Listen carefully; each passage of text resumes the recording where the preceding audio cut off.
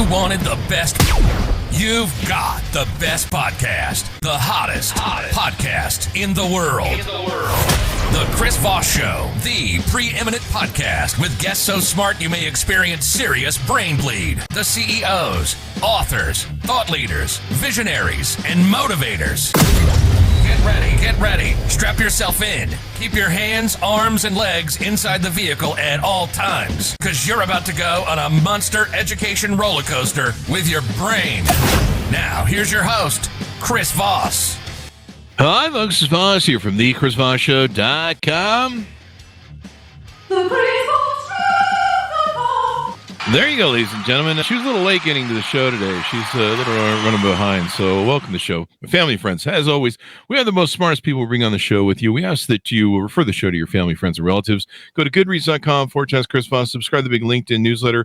Go to youtube.com/Chris Voss and TikTok one on the TikTok. All those crazy places. We are on the internet. We have all the CEOs and the billionaires on the show. Brilliant people who've built businesses, share their stories, White House presidential advisors, astronauts. What else do we have on the show? I think we covered it. But I believe we have our fourth or fifth or third billionaire coming on the show that we're scheduling right now. So stay tuned for that. That show would always be good. We have smart people on the show, like our current guest, Scott Joseph, who's joining us on the show today. He is an elite entrepreneurship and networking strategist. We're going to be talking to him about some of the projects he's been working on and what he's done and some of his life experience we can learn from. He's the CEO and founder of Me Plus Ultra. He's meticulously crafted a space where thought leaders and disruptors gather to exchange groundbreaking ideas and strategies. His business, Bourbon and Cigars, Leadership and Mastermind Retreats, are more than events. They're incubators for innovation, where shared expertise fuels business breakthroughs and personal growth. Welcome to the show. How are you? Chris, I am doing very well. Thank you for having me on. I appreciate it. There you go, Scott. It's wonderful to have you. I love the business, bourbon, and cigars. That's always good. So there was a time where that would have been really, before I quit drinking, would have been really great for my life. But I still love bourbon. Give us your .coms. Where can people find you on the interwebs to learn more about you? Well, I'm on all the social channels. LinkedIn, I'm pretty active on there. Instagram, Facebook. But the best way to reach me is probably meplusultra.com. There you go. So give us a 30,000 overview of what you do over there and how you do it. Well, me personally, I mean, I connect people. And so what I do now, when I started off with a digital marketing agency. Actually, it was a direct mail agency. That's how long I've had it. It did a complete pivot to digital marketing in 2011 with J&L Marketing. But the success of that agency allowed me to buy 3 dealerships. But all of those became passive. Oh, yeah, Honda. There you go, Honda. So all of those became passive income for me. I'd done a decent enough job delegating and elevating. And I thought, I'm working really hard to get to that level. And then I got there and realized this isn't as fulfilling as I thought it would be. So I started Me Plus Ultra in this mastermind group. Getting back to your question, I'm very good and I enjoy connecting people, especially if they've got like a diverse skill set, great vision, doing those introductions, watching that magic work where they either discover some type of new business opportunity or some type of breakthrough. And so everything I'm doing now is trying to group people together to accomplish that goal. There you go. Build community, if you will. Yeah. There you go. Well, that's, it's funny how we all try different things in life. And then we're like, is this all there is? I thought the view would be greater here. Or sometimes the view is greater, but sometimes it's just not your thing, right? Well, what used to excite me just eventually became mundane to me. The agency I've been involved with for 33 years. So that's a long time. Dealerships, yeah. I think the first dealership we bought in 2004. So not as long, but done decent. It's just 20 years, man. That's pretty long. It's a long time. What time clock are you running on? Well, I'd like it. When I look back, I'm like, son of a bitch, I'm old. But, That's how I feel too every day. Yeah. I look back and I'm like, how many years ago did we start this crap? How many years have I been doing this? My back hurts. Mentally, I feel the same as I did when I was 22 when I started it all, but physically, physically, not so much. Yeah. I don't mind it too. I get plugged for testosterone treatment therapy. I checked my testosterone. I was a little low, and now I feel like a 30-year-old again. So it's awesome. Nice. Just plug for that if you check your T-boys. So give us a little bit of your history. I think you kind of did. You told us about how you went through it. How did you grow up though? What influenced you to be an entrepreneur, start your own companies? Was there some parental influence? Was there some cathartic moments or crises? I think I really looked up to my dad. That's unfortunate. No, I'm just kidding. I love my dad.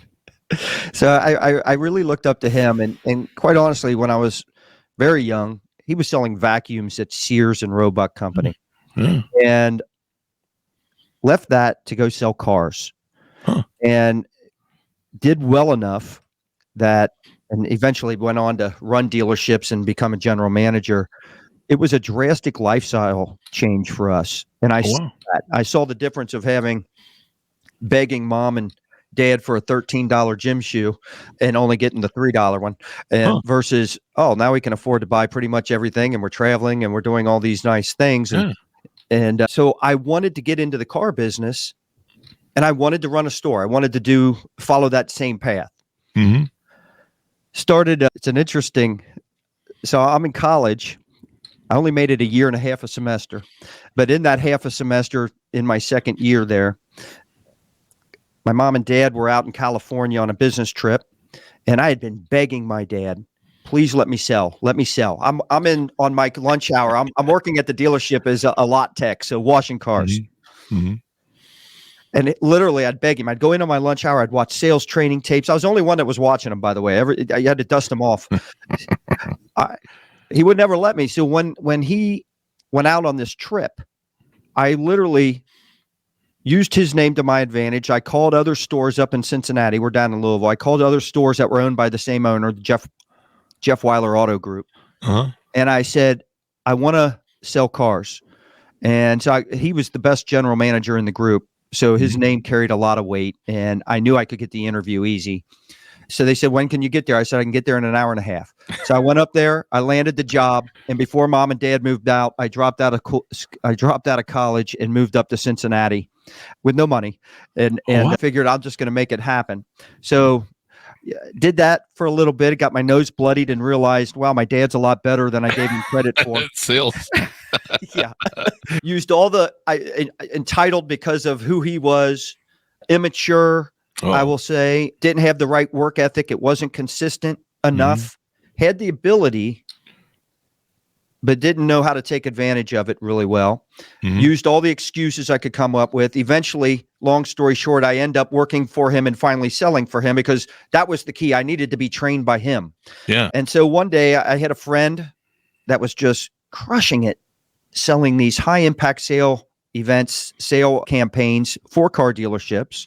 And he was making more than me. And he wanted to, start an agency with me. So he started doing that, walked in, told my dad, I'm going to start this company. This was when I was 22. He goes, you'll be back here in 3 months, which if I was him, I would have said the same thing to my son if I had the same work ethic. But the work ethic changed when I started my own thing. So there was a lot more consistency to it. I had everything I saved up. I started the company with $12,000, and that's J&L Marketing. It's still around today. It's crushing it. We've got clients, BMW, Shell Oil, Mopar, Stellantis. I mean, long list of very large companies, and that allowed me to buy the dealerships. And with that, I mentioned delegate and elevate. I've got great managing partners in all those businesses, which has freed up my time and my resources to start Me Plus Ultra. Wow. And so now here you are. What a journey. Do you think it was sales skills you need to learn, or was it a combination of those other things like you mentioned, the work ethics and different things? Well, I think maturity comes along the way, and the work ethic. When I started selling cars, I was 19 years old and thought I could get by on sheer just ability. And, I'd have great months, and then I'd have one or two really bad months, I'd live off the good one, right? And so there was inconsistency there. When I put my focus in and I was disciplined, the results were always there. I just didn't do that consistently when I was young. Now I do. There you go. You know, it's interesting too. You mentioned that when you got your own gig, you worked harder at it. It's interesting how people do that. You know, when it's yours and there's nobody to back you up, you tend to apply yourself a whole lot more. At least I think, I don't know, you should. Yeah. Well, when you're challenged and told you're not going to make it, you'll be back here and you're determined to prove that wrong. You got the last laugh on the old man on that one. There you go. Yeah. Those are the best kind. And he means well, but you know, he did. Yeah. Well, and he maybe that was the reason he set you off, is he goes, this will light him up. He was, well, it's funny because, you know, I grew up in sports. Mm-hmm. And so when you're in sports, especially back then, the coaches were very in your face and hard on you, pushing you, constantly having that hand on your back, pushing you forward to become better and better. Mm-hmm. And my dad, you know, I'm half Lebanese, so we're a loud family.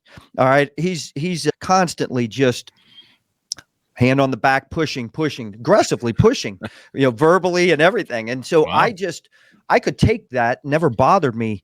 But a lesson I learned, you know, I went into starting this business, and my first handful of employees, probably the first 5 to 10 years, they had to suffer through a person that didn't know how to manage or lead. I was probably motivating, and they probably believed in what we were doing, but a lot of mistakes along the way in terms of how I was building a culture and the accountability factor in those businesses. There you go.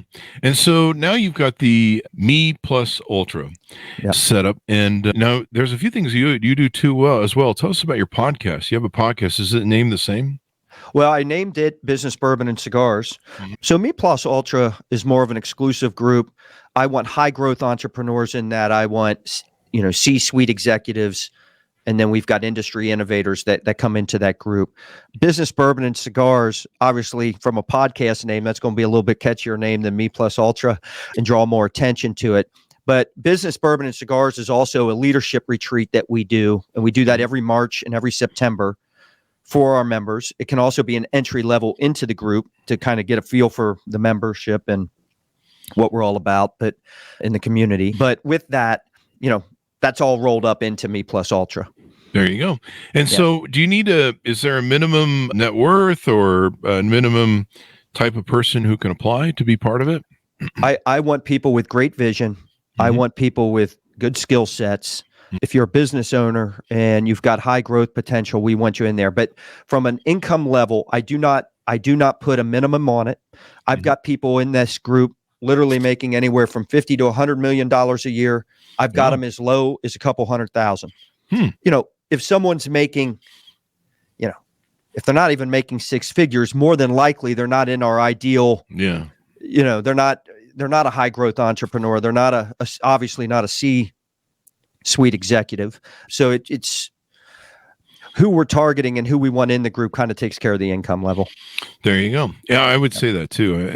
Usually anybody making over 100,000 nowadays is, you know, got their potential down and working hard, you know, and got their money in their place, especially if they own their own business and stuff. So that's usually a good targeting thing. I think we have just a private group of about 10 or 20 of us, and we just made 100,000 the cutoff mark for most of us. But I mean, some of the guys are, you know, they're doing really well. Let's see. Has leading the Me Plus Ultra Mastermind group transformed your perspective on business development and networking? 100%. So first off, I've probably worked harder in the last 2 years getting this set up and now doing it than I have in the last 10. But it doesn't feel like work. You know, when you're doing something, I don't believe in finding your purpose. I believe more in creating your purpose, but I enjoy this. I wake up and it's right back to what it was 30 years ago for me. You know, I went to bed 4 a.m. 2 nights ago, right? And because when you're on a roll and you're in a good flow, you don't want to stop that because sometimes that's hard to get back into from a creative standpoint. And I love it. I enjoy it. But so much has been learned. There's been a side benefit to all of this. And And my inner circle, my network has grown exponentially, and with all the right people. I mean, some of the people I've met in the last 3 years through, whether it's Me Plus Ultra, Business Bourbon, and Cigars, they've become literally my best friends. Oh, wow. And so there's been new business opportunities that have come about, whether it's investments in different companies, being a part of that, whether it's real estate, that I would have never been exposed to. And one of the biggest regrets I've had when I look back on my 30-something years is those first 20, 25 years, I was a competitive person, and I isolated my business and me. And it was all about competing, crushing that competition, you know, and just outdoing everybody, right? And God, so much could have done so much more, so much faster with the right strategic alliances and just working with people and not worried about getting it all for us. Yeah. Yeah. It's that team effort, the networking effort. You know, That's networking is like so important in building things and finding resources. You know, back when I started my companies at the brick and mortar age, there was no online anything. It was all brick and mortar. And if you wanted to get someone to help with you, you know, every now and then, you know, there's consultants back east or something, but you know, there wasn't like a ready amount of knowledge or database that you could tap into. But the only thing you could do was either hire a board of expensive people, or you could pay an expensive attorney to give you business advice. Yeah. And usually their advice was just awful because they were attorneys. But you know, I'm sure there might have been some good ones, but usually it was really expensive too. Yeah, exactly. And you're just like, you know, you go to the attorney guy who's the business attorney, and you know, it's $500 an hour, whatever the hell it is. And you're just like, well, that's funny you say that. I have a story. This is about 15 years ago. Met a guy who had accomplished a great deal, and he did it in a way to my target audience at the time for the agency. So this is back then, the agency was focused 100% on automotive. And so he had connections into all the different manufacturers that really could have taken, you know, could have been big check type clients. All right. And I remember him being well connected, and he says, this is what I do. This is my new business model. For $100,000. All right. He then would walk you in to these decision makers. And it was worth it if you had the right product. And we did. I didn't pay it. I found it. I just not because I lacked the confidence that we couldn't sell them once we got in front of it. I just had a hard time paying someone $100,000 just for an introduction. But today, I get walked into people and introduced to people for free. And I'm going to give you an example. I literally just went out to Pebble Beach and finally golfed that course. So this was a 5-day. I was out there for 6 days. Went out early, but a 4-day. Say golf tournament, but really it's a networking event, and it's an exclusive group of guys. There are 4, you mentioned billionaires early on your intro, 4 billionaires in this group. Nice. I've worked 3 years to try and get into it. I finally got the invite, and I got to tell you, just the camaraderie. And I did it strictly on the business. So I'm not a good golfer. I love the whole thing. Those guys some of those guys were like, oh my God. But I was blown away after the 4 days of the friendships that were formed. I mean, I'm communicating with these guys left and right. So I look at relationships and networking completely different than I did just 5 years ago. Huh. There you go. All the difference in the world. Yeah. It looks like there's a lot of things that take place on your events. How does it work? It looks like I need to apply for membership. Walk us through the sign-up process and onboarding process. So with Business Bourbon and Cigars, I've got 2 different ways to get in. You can either be a sponsor partner, and obviously those people are trying to appeal to all the participants in it and form those relationships. And then you can come in because you want to be part of this mastermind process if the agenda fits or is relevant to what you're trying to accomplish. The one we've got coming up in March out in Scottsdale, you know, one of our first mastermind breakthroughs is going to be on culture and accountability. The second one is building a bulletproof sales strategy, and the third is retaining employees. and then we've got a couple panel discussions. But when we do these events, when we first started it, I did not want the typical event where you just show up, you listen to a bunch of speakers, and there's nothing against that. I go to events and conferences where I listen to speakers, but it's mainly on topics that I know I don't know things. And I'm like, I got to listen to this speaker to first discover what I don't know. All right. And then what part do I need to learn? But most of the people we were inviting early on, they already have a lot of knowledge when it comes to things like culture and client retention, but they want to grow it. They want to be industry leading in those areas. They don't want to just listen to the same common best practices. So we have no speakers at this event. We literally get up there, we explain the process, and we'll take our first mastermind thing. I put people in assigned tables. So everybody, end of 2 days, everyone's kind of worked with everybody at some point. So every mastermind breakout session, you're rotating to a different group of people. And what we do is each one's a little over 2 hours, and you work on things individually for your own purpose. Like, all right, here's where my culture is. This is where I need it to be. I'm going to now write out my action plan to improve it. Then we get back into our mastermind group and we start sharing those examples. And that's where the mastermind process starts to work. Everyone starts building on the ideas and helping everyone. Oh, wow. I send the table leaders up at the end. So then you get to hear all the best practices of the different tables and kind of expand on your own plan. And so what's beautiful about this event, first half of the day is filled with those mastermind sessions. Second half of the day, we do a lot of fun things. So when you're spending half a day helping people and getting help from the others, when you get to the networking part, there is no awkwardness. There's no cliques. Everyone's best friends by that point. So the actual relationship and you forge real connections. It's not, you go to a typical networking event, two things usually happen. You either see someone you already know and you spend all night talking to that person, so you accomplish nothing, or you walk around and you get about 20 business cards, put them in your pocket, nobody talks to anybody again. So no one uses the credit cards either. They throw them away on the way home. Yeah. So I just sit there, and this wasn't planned. It happened organically. And when I look back, I'm like, wow, this is a really good formula that we kind of lucked into. And man, but it's a working conference, and just the relationships that are forged and the connections that are formed, they happen fast and they're strong. I like the working conference concept. I hate going to listen to people bark at me in speeches and stuff. I'm just not a fan. I'm just like, I like the working thing, because that's really what you're going for. You're there to work with other minds.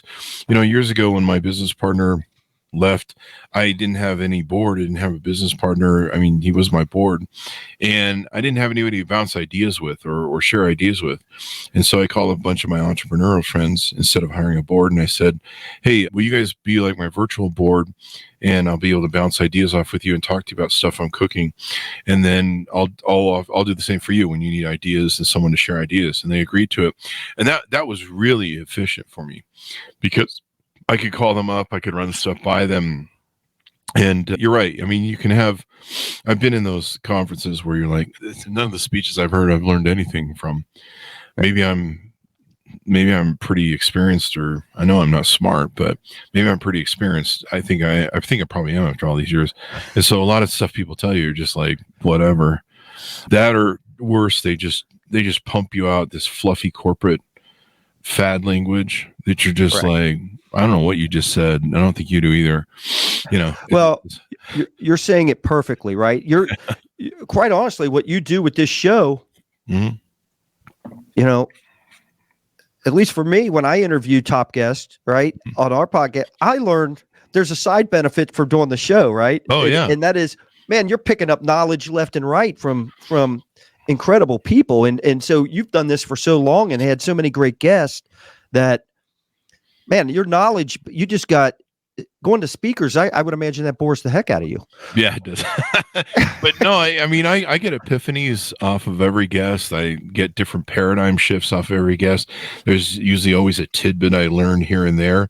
You know, what's the old saying? The teacher learns more than the student. And so I learn a lot of things. You know, sometimes I already know it, but it's the paradigm shift that the guest brings where I'm like, I didn't look at it from that angle or think of it in that way.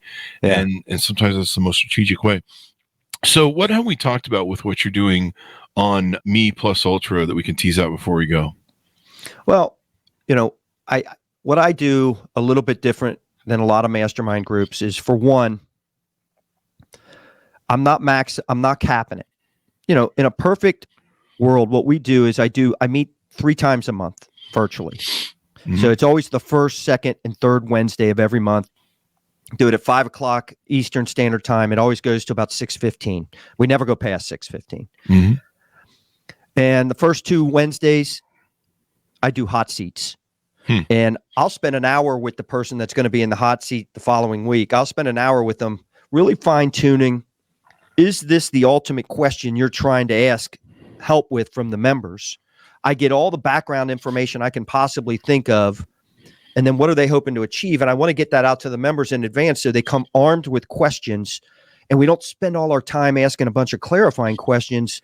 I want most of the time and focus being on solutions for the person in the hot seat. Mm-hmm. And a couple of things happen from that. One, if you're not in the hot seat, most of the topics apply to all of us.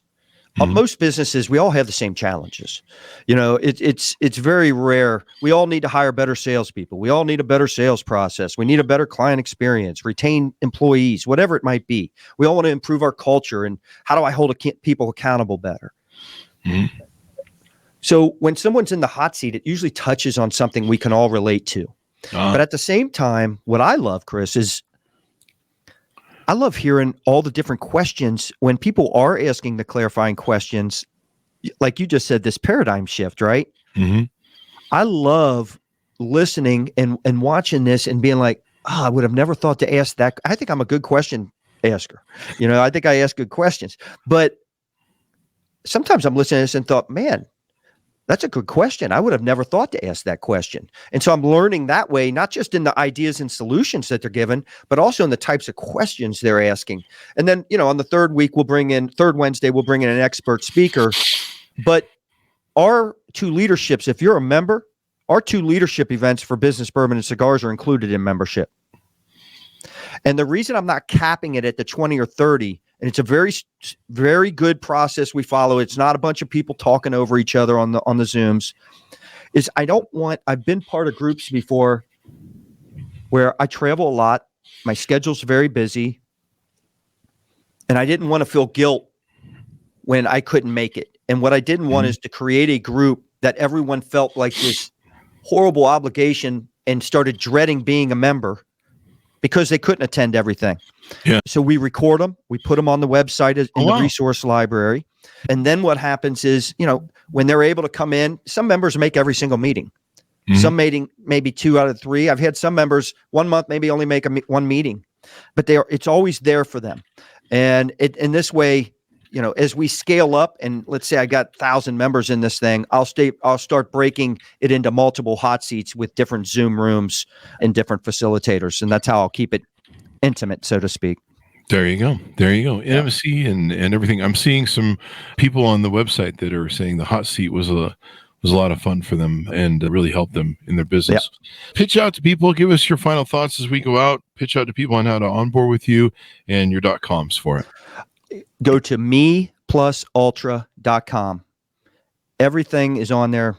The Business Bourbon and Cigars podcast is on there. Our blog is obviously on there. The membership application and everything involved in Me Plus Ultra is on there.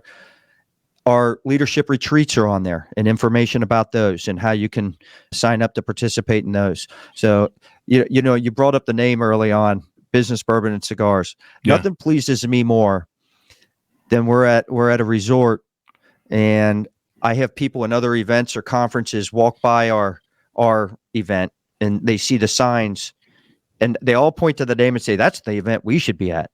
That's the the name. Just the name's awesome. So do we get free bourbon? you get free. You get. So first off, in our events, every breakfast, lunch, dinner is included. There's no excursion. People pay out of pocket for only their travel to get there in the room. Oh, no. And I bring in we bring in rare bourbon. So we'll have Pappy. We'll serve 2 different Pappies at this one. It's top notch. I've got 2 different Pappies. I think we've got an E.H. Taylor. And then because it's in Arizona, we're going to do a nice tequila as well. There you go. Now is the bourbon breakfast, lunch, and dinner? It can be. It might be a bit much. As long as it doesn't interfere with your mental capacity to be great in the masterminds. There you go. Well, I imagine it would probably have a little bit. So there you go. Give us the final.com as we go out on the show. MePlusUltra.com. There you go. What's been wonderful? Me with an M, like mom. Me with an M. There you go. Yeah. There you go. So what's been wonderful to have you on, Scott. Thank you very much for coming to the show. Really appreciate it. Thank you. It's a pleasure and honor to be on here. Honor to have you as well. And thanks for sharing your knowledge and people on board and get involved with what you're doing there. Thanks for Honest for tuning to. Thanks for the thank you. Thanks for my Honest for tuning in. Go to goodreads.com/Chris Voss, youtube.com/Chris Voss, linkedin.com/Chris Voss, and Chris Voss 1 on the Tickety Talkie. Thanks for tuning in. Be good to each other. Stay safe. And we'll see you guys next time. And that should have us out.